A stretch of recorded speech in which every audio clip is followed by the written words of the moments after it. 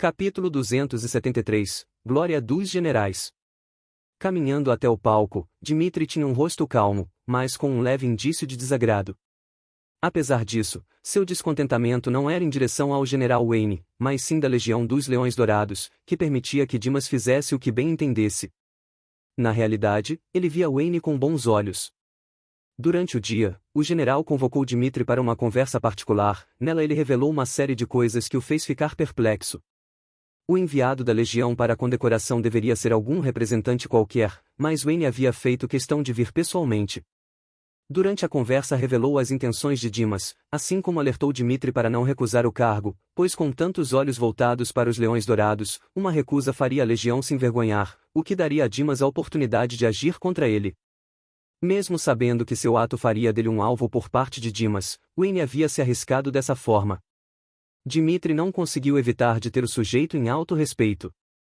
Por suas contribuições e conquistas militares, em nome dos Leões Dourados, assim como do General Supremo, Dimas Ortegas, nomeio agora Dmitri da Vieira um general. Wayne disse, entregando a ele uma luva dourada com um leão rugindo cravado na parte das costas da palma. A luva dourada representa o poder presente nas mãos de um general, assim como todas as responsabilidades que vêm com o cargo. Educadamente recebendo a luva de Wayne, Dmitri a pegou, então colocou-a em sua mão direita, levantando-a alto no ar. Eu, Dmitri da Vieira, usarei o melhor da minha força em nome do nosso povo e dos nossos irmãos. Oh! Muitos homens e mulheres que faziam parte, tanto das tropas de Vento Amarelo, quanto de Belay, levantaram-se, aplaudindo e rugindo de forma entusiasmada. A maior parte do povo comum não entendia as ações ou a política envolvida nessa nomeação, então para eles essa era uma conquista de Dmitri. Com um semblante sério, Dmitri manteve-se ereto. Já que ele não poderia ir contra a nomeação, usaria desse poder dado a ele contra o próprio Dimas. Sinto muito, general. Pensou Dmitri, em relação a Calfas. A partir daquele momento não poderia mais servir ao velho homem.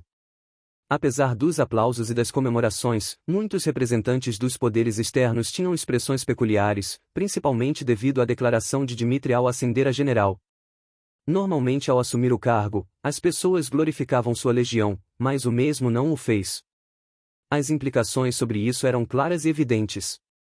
Havia uma disputa interna dentro dos Leões Dourados e ela era grave. Muitos já haviam notado isso devido à barreira levantada nos canais de comércio interno da legião em Belay, mas só agora puderam confirmar esse fato. Glória aos Leões Dourados, glória ao general Dmitri. Wayne disse, erguendo sua própria luva dourada. Oh, fim! Os aplausos que já eram altos, tornaram-se então retumbantes. A influência e prestígio do general Wayne eram maiores que as do próprio general supremo. Nesse momento os poderes, bem como as altas patentes no local finalmente encaixaram todas as peças do quebra-cabeças. A vinda de Wayne para a nomeação de Dmitri não foi algo feito de forma leviana, pelo contrário, foi uma clara construção de forças. Wayne estava descontente com as decisões do General Supremo, Dimas Ortega, bem como de algumas decisões da Cidade Dourada, então para contrapor o General Supremo, ele estava montando uma base de aliados. General Teles, que estava ao lado do palco, tinha um rosto solene. Como um homem vivido e experiente, sabia das implicações dos atos deste dia.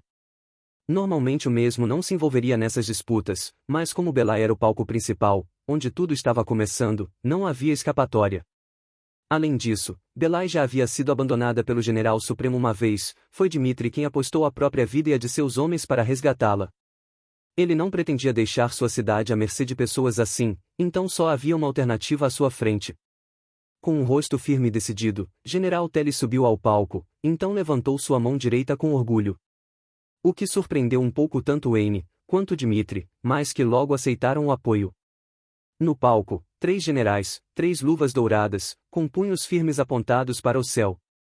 Naquele momento, espiões e empresas de notícias rapidamente começaram a se movimentar, levando os acontecimentos de Belay para diversos locais. Fernando, que observava a cena, sentiu-se inquieto.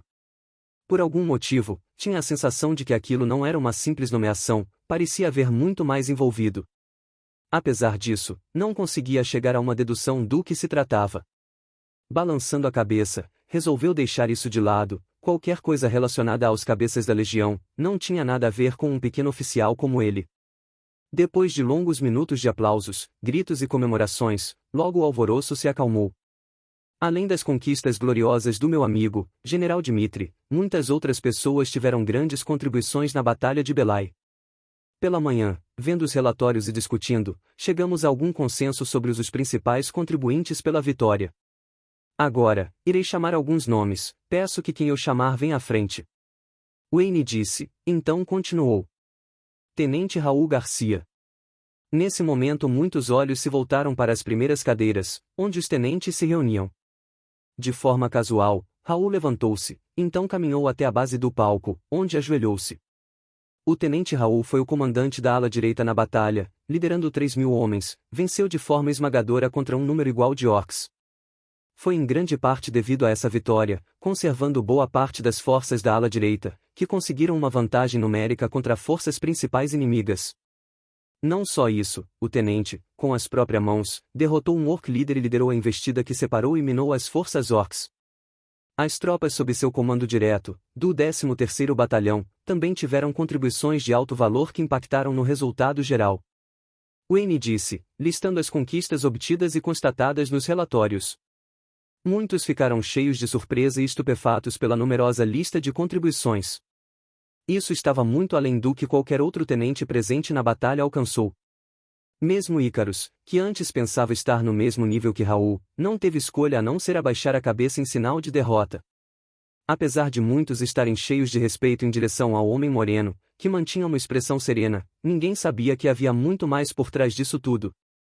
Na batalha contra o Orc Lord, Raul havia ferido severamente o mesmo, o que ajudou Dmitri a alcançar a vitória. A realidade é que Dmitri havia manipulado os relatórios, encobrindo a participação de Raul e todos os outros. Wayne, após saber disso, não pôde deixar de elogiar a perspicácia e previsão do mesmo. Não é que Dmitri queria mais créditos para si mesmo, mas que não queria destacar demasiadamente aqueles que o ajudaram a derrotar o Orc Lord. Era de conhecimento comum que o prego que se destacava demais, logo seria martelado, ele próprio acabou se tornando prova disso. Devido às suas grandes contribuições, a Legião te presenteia com um valor monetário de 2.000 moedas de prata. Além disso, pela sua força e experiência em batalha, você será agora promovido a capitão. Esperamos grandes coisas de você, Capitão Raul. Wayne disse, com uma voz poderosa e cheia de autoridade. Nesse momento, Raul levantou-se, colocou o punho no peito e fez uma saudação militar. Eu agradeço a confiança. E disse, com um rosto calmo. Não havia felicidade ou raiva em sua expressão. Fernando, mesmo sabendo que a força de Raul havia atingido a de um capitão, ainda ficou surpreso com sua nomeação. Isso significa que o Sr. Raul agora tem a mesma autoridade que o capitão Victor. Fernando pensou, uma série de ideias passando em sua mente naquele momento.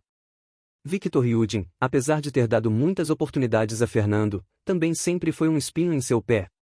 Mesmo que trabalhasse para o sujeito, definitivamente não confiava totalmente nele. Já Raul, apesar do jeito descontraído, era alguém muito mais confiável.